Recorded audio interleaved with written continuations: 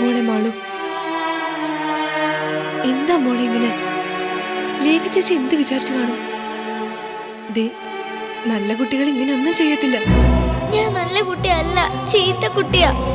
ആരും എന്റെ അടുത്ത് വരണ്ട. മാളേച്ചി പെണങ്ങല്ലേ മാളേച്ചി?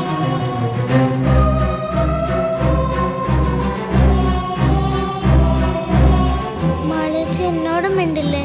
എന്നോടും പണക്കാണോ? മോളെ, ഞാൻ ഈ വീട്ടിലേക്ക് വന്നതല്ലേ ഉള്ളൂ. അതിനു മുമ്പേ ഇങ്ങനെ പിണങ്ങുന്നത് ശരിയാണോ? ഈ വീട്ടിലേക്ക് ഞാൻ വന്നത് നിങ്ങളുടെ അമ്മയായിട്ടാണ്. അതുകൊണ്ട് രണ്ടുപേർക്കും എന്നോട് വിരോധം തോന്നരുത്. അമ്മ നിങ്ങളെ ഉപദ്രവിക്കാൻ വന്നതല്ല. അഭി, കുട്ടികളെ കൊണ്ട് താഴേക്ക് വാ, അല്ലെങ്കിൽ വിരുന്നുകാർ സംശയിക്കും. ആഹാ, എന്തു പറ്റി? മാളുവിന്റെ പിണക്ക് ഇതുവരെ മാറിയില്ലേ? അതെ, നിങ്ങളെല്ലാവരും താഴേക്ക് പോയി എനിക്കെൻ്റെ മോളോടൊന്ന് സംസാരിക്കണം. ലേഖേ, പ്ലീസ് ഒന്നും വിചാരിക്കരുത്. എൻ്റെ മോൾക്ക് നമ്മളോടുള്ള സ്നേഹക്കുറവുകൊണ്ടല്ല ഈ പിണക്കം. അവൾ ചെറിയ കുട്ടിയല്ലേ, ചില കാര്യങ്ങൾ മനസ്സിലാക്കാൻ സമയമെടുക്കും. ചെല്ലേ, ഞാനിപ്പോൾ വരാം.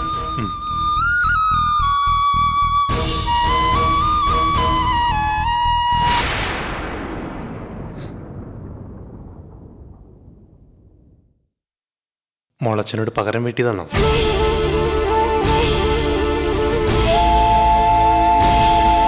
അച്ഛനറിയാം മോൾക്ക് അമ്മയോടുള്ള ഇഷ്ടക്കൂടുതലുകൊണ്ടാ മോളിങ്ങനെയൊക്കെ ചെയ്യുന്നതെന്ന്.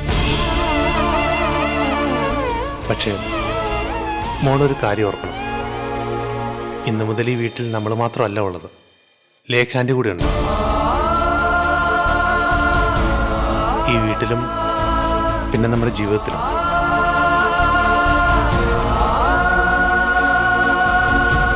രാവിലെ മോളോട് അച്ഛനെ കുറച്ച് ഉച്ചത്തിൽ സംസാരിക്കേണ്ടി വന്നു. അത് മോളോടുള്ള സ്നേഹക്കുറവുകൊണ്ടല്ല, അച്ഛൻ അത്രയ്ക്ക് മോളെ ഇഷ്ടമുള്ളതുകൊണ്ടാണ്. എനിക്ക് അമ്മയെ ഓർക്കുമ്പോ സങ്കടം വരും അച്ഛ. സാരമില്ല, അച്ഛന് മോളെ മനസ്സിലാവും. മോള് സമ്മതിച്ചിട്ടല്ലേ അച്ഛൻ ഈ കല്യാണത്തിന് തീരുമാനിച്ചത്? അതെനിക്ക് പറ്റുന്നില്ല അച്ഛ. മോളിങ്ങനെ പെരുമാറുന്നത് ലേഖ്യാൻ്റിക്ക് എത്ര വിഷമമായി കാണുമെന്നറിയോ? അമ്മ ഇനി കിട്ടത്തില്ലെന്നോർക്കുമ്പോ സങ്കടം വരും അച്ഛ. മോളെ, അമ്മയെ കാണാനോ സംസാരിക്കാനോ ഒന്നും മോൾക്കൊരു തടസ്സമില്ല. അമ്മയ്ക്ക് വേണ്ടി മോള് വാശി പിടിക്കുമ്പോൾ അച്ഛൻ്റെ കാര്യം മോള് മറക്കാതിരുന്നാൽ മതി.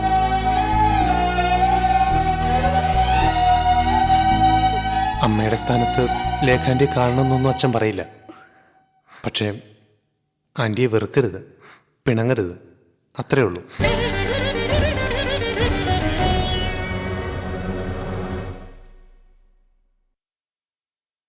ഇനി കുറച്ചു നേരം മോളിരുന്ന് വിശ്രമിച്ചോ.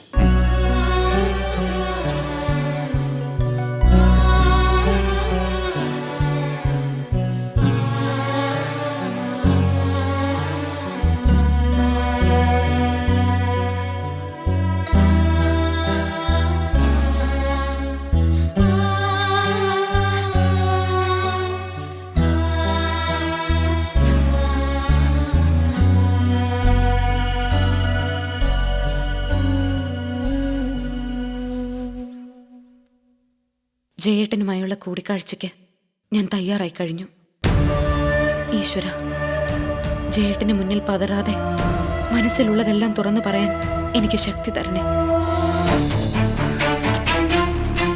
അരുന്ധതിക്ക് ഇനി ഒരു ഭയവും ഇല്ല. എന്റെ വിധി ഞാൻ തീരുമാനിച്ചു കഴിഞ്ഞു. ഇനി അവസാനത്തെ കൂടിക്കാഴ്ച.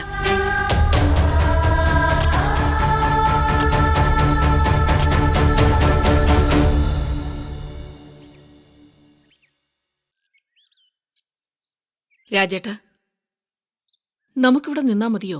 പോകണ്ടേ? അരുന്ധതി ഇപ്പോൾ വീട്ടിലേതവസ്ഥയിലാണെന്നറിയത്തില്ല. മാലതി, ഇവിടുന്ന് ചെന്നാലുടനെ നീ ചെന്നവളെ ഞാറക്കലേക്ക് വെച്ചുകൊണ്ട് വരണം. ഇന്നുകൊണ്ട് അവസാനിപ്പിക്കണം അവളുടെ ആ വീട്ടിലെ താമസം. നീ വാ, അവനോടൊന്ന് പറഞ്ഞിട്ട് പോകാം. ആഹാ, നിങ്ങൾ ഇവിടെ വന്ന് നിൽക്കുമായിരുന്നോ? അങ്ങോട്ടൊന്ന് ചെന്നേ. ലേഖ ചേച്ചിക്കാണെങ്കിൽ ഈ വീട്ടിൽ ഒരു പരിചയമില്ല. അതിനിവിടെ അഭിയും വരതയൊക്കെ ഉണ്ടല്ലോ. ഞങ്ങൾ ഞാറക്കിലേക്ക് പോവുക. അമ്മേ, ഇപ്പൊ തന്നെ പോണോ? കുറച്ചുകൂടി കഴിഞ്ഞിട്ട് പോയാ പോരെ? ജയേട്ടൻ എന്ത് തോന്നും? അതൊന്നും സാരമില്ല. ഞങ്ങൾ അരുന്ധതിയെ വിളിച്ച് ഞാറക്കൽ കൊണ്ടുവരാനാ പോകുന്നത്. ഓഹോ, അത് ശരി. അപ്പൊ രണ്ടുപേരും കൂടി മാറി നിന്ന് ആലോചിച്ചത് ഇതാണല്ലേ? എന്താ, അവളെ വിളിക്കണമെന്നാണോ നിന്റെ അഭിപ്രായം? എനിക്കൊരു അഭിപ്രായവും പറയാനില്ല. ആരെതിർത്താലും വിളിച്ചുകൊണ്ട് വരാൻ തീരുമാനിച്ചിരിക്കുന്നവരോട് ഞാൻ എന്ത് അഭിപ്രായം പറയാനാ? നീ ഇതിന് കുത്തിത്തിരിപ്പുണ്ടാക്കാതെ ഞങ്ങളെ ഒന്ന് അവിടെ കൊണ്ട് വിട്ടാ മതി. ആ, അത് ശരി. അപ്പൊ ഞാനാണോ പ്രശ്നക്കാരൻ? ആ, എന്തെങ്കിലും ചെയ്യും. വാ രാജേട്ടാ, ഇവനിങ്ങനൊക്കെ പറയും.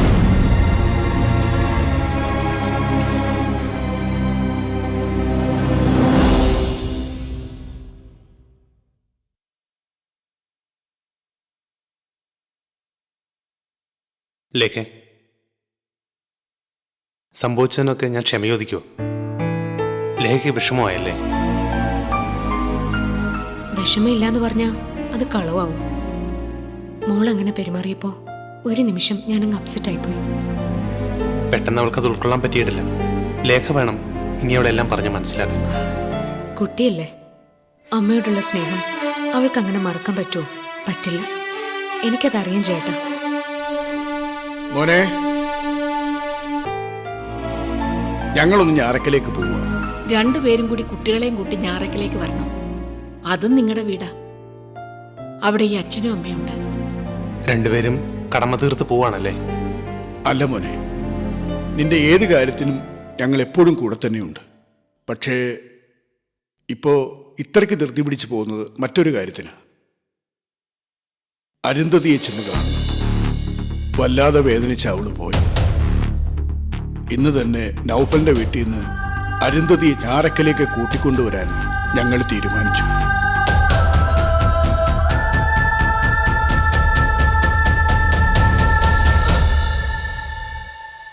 അച്ഛനും അമ്മ എന്നെ അനുഗ്രഹിക്കണം.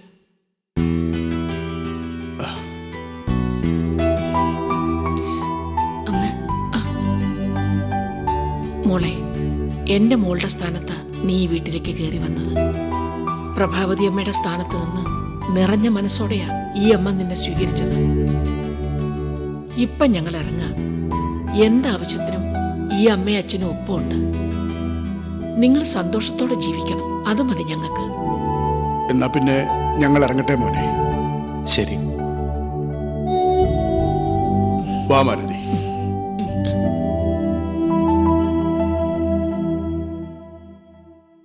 സത്യത്തിൽ എനിക്ക് അത്ഭുതം തോന്നുക. എത്ര നല്ല മനസ്സുള്ളവരാ ആ അച്ഛനും അമ്മയും. അവരുടെ ഉള്ളിൽ ദുഃഖത്തിന്റെ ഒരു കടലുണ്ട്. പാവങ്ങളാ രണ്ടുപേരും. അവരുടെ മകള് ജീവിക്കേണ്ട വീടായത്.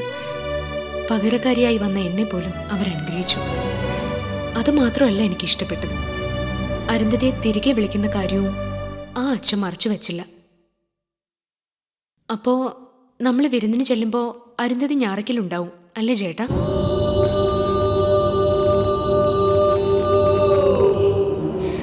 അതിന് ജയേട്ടൻ എന്തിനാ ടെൻഷൻ ആവുന്നേ?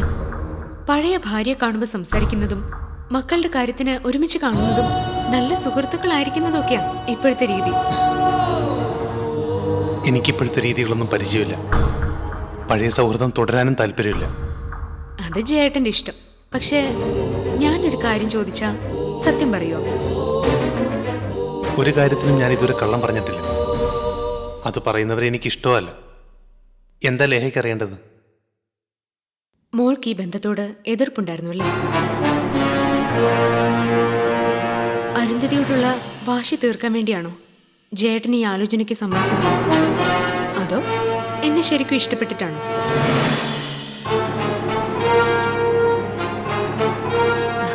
അല്ല, മോളുടെ ഇന്നത്തെ പെരുമാറ്റം കണ്ടപ്പോ അതിൽ ജയേട്ടൻ എന്നോട് പറയാത്ത എന്തോ ഉണ്ടെന്ന് തോന്നുന്നു. മാളുവിന്റെ മനസ്സിലെ അമ്മയുടെ സ്ഥാനം വളരെ വലുതാ ജയേട്ടൻ. ലേഖ പറഞ്ഞത് ശരിയാ. അരുന്ധതി തിരിച്ചു വരാൻ അവള് വല്ലാതെ ആഗ്രഹിച്ചിരുന്നു. അവസാന നിമിഷം പോലും അവളതിന് ശ്രമിക്കുകയും ചെയ്തു. അതും ലേഖയ്ക്ക് വിഷമമായിട്ടുണ്ടെന്ന് എനിക്കറിയാം. സോറി. അത്ര പെട്ടെന്നൊന്നും അവരെന്നെ അമ്മയുടെ സ്ഥാനത്ത് കാണുമെന്നോ സ്നേഹിക്കുമെന്നോ എനിക്ക് ഉറപ്പില്ല. പക്ഷെ ഒരു ദിവസം അവരെന്നെ സ്നേഹിക്കും. അതുവരെ ഞാൻ കാത്തിരിക്കും. ജയേട്ടനും കുട്ടികളും ഞാനും മാത്രമുള്ളൊരു ജീവിതം. ആ സ്വപ്നത്തിൽ മറ്റാരുമില്ല, ആരും പാടില്ല. അല്ലേ ജേട്ടാ?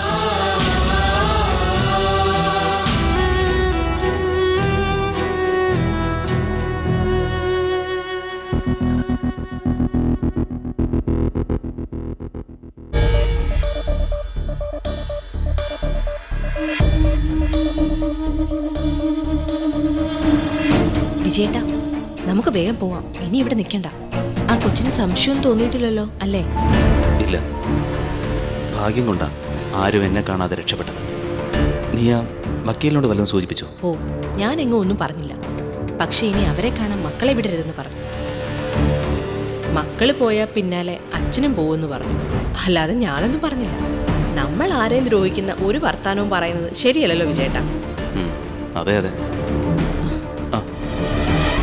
എന്താടാ രണ്ടുപേരും കൂടി ആലോചിക്കുന്നേ? ഏട്ടാ, ഞങ്ങളൊന്ന് വീട്ടിലോട്ട് പോട്ടെന്ന് ചോദിക്കാൻ നിന്നതാ. പോയിട്ട് വൈകിട്ട് വരാം. ഇവളുടെ വീട്ടിൽ നിന്ന് മോനെയും കൊണ്ട് സുരഭി ഇപ്പോൾ വരും. എടാ നിൽക്ക്, കുറച്ച് കഴിഞ്ഞിട്ട് പോകാം. നമുക്ക് ആ DYSP ഓഫീസ് വരെ ഒന്ന് പോകാം. അല്ല, അതെന്തിനാ ഏട്ടാ? എടാ, രാവിലെ മോളെ തട്ടിക്കൊണ്ട് പോയവർക്കെതിരെ ഒരു പരാതി കൊടുക്കണ്ടേ? മോളെ നമുക്ക് തിരിച്ചു കിട്ടി.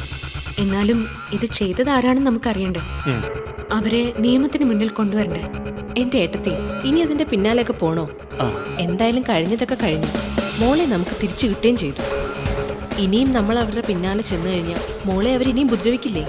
അതൊക്കെ പോലീസ് നോക്കിക്കോളും. ഇപ്പൊ തന്നെ പരാതി കൊടുക്കാൻ വൈകി. നിങ്ങൾ രണ്ടുപേരും കൂടി ചെന്നാ മതി. നീ നിൽക്ക്, ഞാനൊന്ന് വേഷം മാറിയിട്ട് വരാം. ഏട്ടാ, കല്യാണം കഴിഞ്ഞ ദിവസമല്ലേ? ഏട്ടൻ ഇന്നിനി എങ്ങോട്ടും പോട്ടാ. വേണമെങ്കിൽ DYSP ഓഫീസിൽ ഞാൻ ഒറ്റയ്ക്ക് പൊയ്ക്കോളാം. എടാ, അത് മതി ഏട്ടാ, ഞാൻ പൊയ്ക്കോളാം. ഏട്ടത്തി വിളിച്ച് പറഞ്ഞിരുന്നാൽ മതി.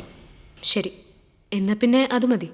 അനിയൻ DYSP ഓഫീസിലേക്ക് എത്തുമ്പോഴേക്കും എന്റെ സുഹൃത്ത് രഘുപതി അവിടെ ഉണ്ടാവും. ആരാ, പോലീസുകാരനാണോ? അല്ല, സർക്കിൾ ഇൻസ്പെക്ടർ. ഞാൻ വിളിച്ച് പറഞ്ഞിട്ടുണ്ട്. എന്നാ ശരി, ഞങ്ങൾ ഇറങ്ങട്ടെ. വെറുതെ. ശരി.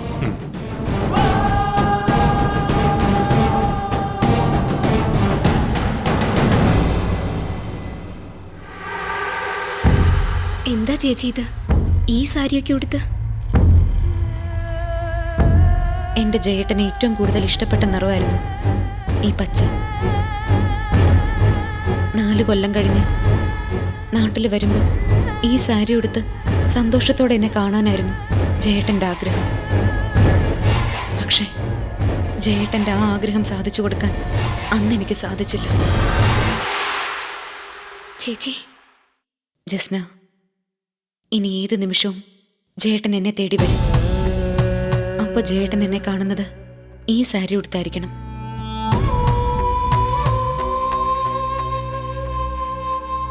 ഇനി ചിലപ്പോ ആ ആഗ്രഹം സാധിച്ചു കൊടുക്കാൻ എനിക്ക് കഴിഞ്ഞില്ലെങ്കിലോ? ചേച്ചി, നീ ആ ഫോണിൽ ഒന്ന്.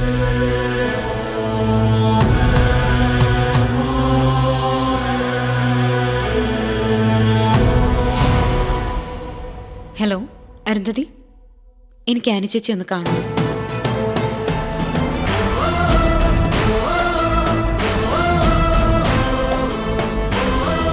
ഇവക്കിത് എന്ത് പറ്റി?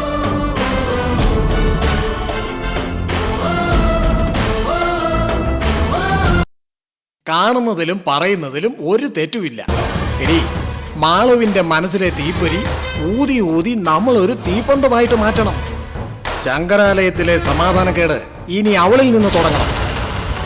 എന്നാലും അവൾ അമ്പലത്തിൽ വെച്ച് ചെയ്തത് കണ്ടിട്ട് എന്റെ ചങ്ക് കത്തിപ്പോയി. എന്തൊരു ധൈര്യമായിരുന്നു കൊച്ചിന്. എടി, അത്രയ്ക്ക് ആഴത്തില ആ അമ്മയും മക്കളും തമ്മിലുള്ള സ്നേഹം. അത് ആര് വിചാരിച്ചാലും അത്ര പെട്ടെന്നൊന്നും പൊളിക്കാൻ പറ്റില്ല. ഒരു നിമിഷം ഞാനും ഒന്ന് അന്തം വിട്ടു.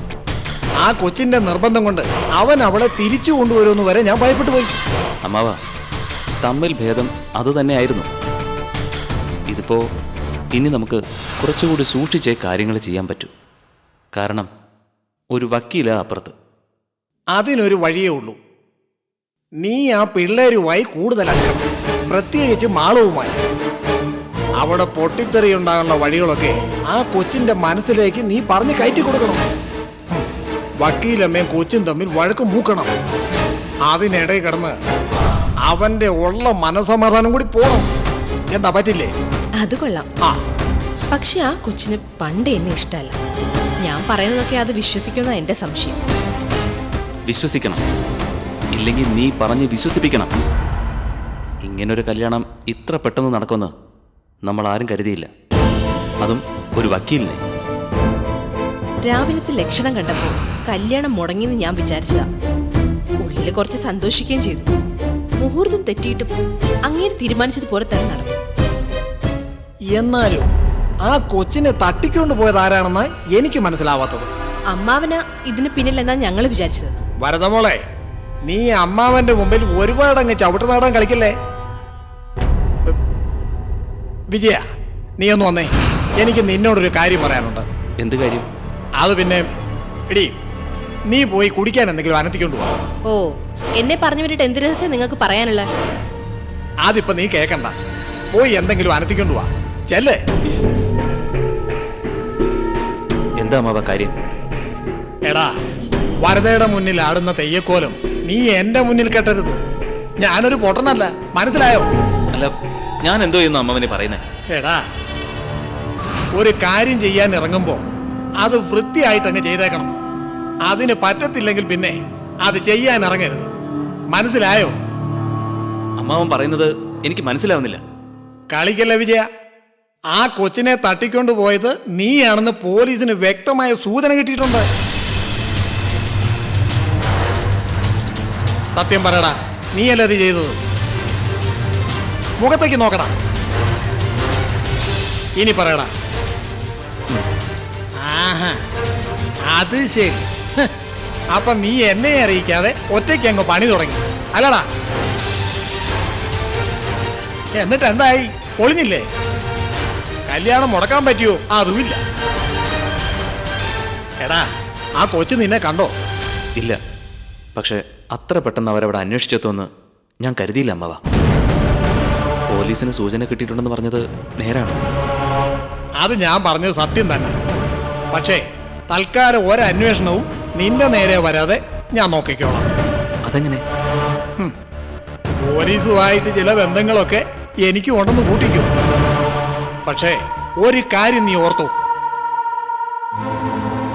ഇനി ഒരിക്കൽ കൂടി നീ എന്നെ ഒളിച്ച് ഇങ്ങനെ എന്തെങ്കിലും ചെയ്താൽ അന്ന് നീ അകത്താ. ഞാൻ പറഞ്ഞില്ലെന്ന് വേണ്ട. അമ്മാവ, ഉമ്മാവൻ ഓടാ.